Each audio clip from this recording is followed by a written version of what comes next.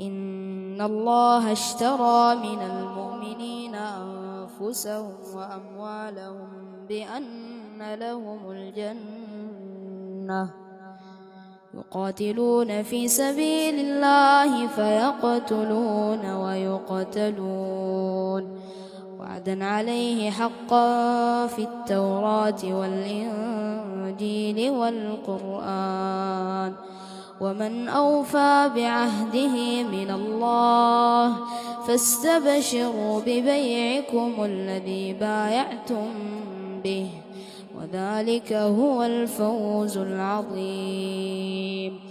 التائبون العابدون الحامدون السائحون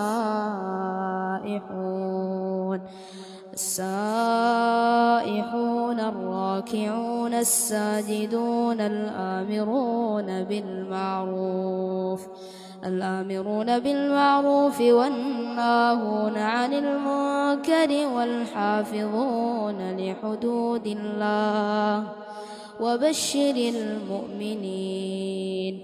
ما كان للنبي والذين آمنوا أن يستغفروا للمشركين ولو كانوا أولي قربى من بعد ما تبين لهم أنهم أصحاب الجحيم.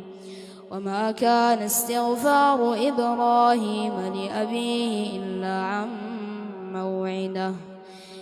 عن موعدة وعدها إياه فلما تبين له أنه عدو لله تبرأ منه إن إبراهيم لأواه حليم.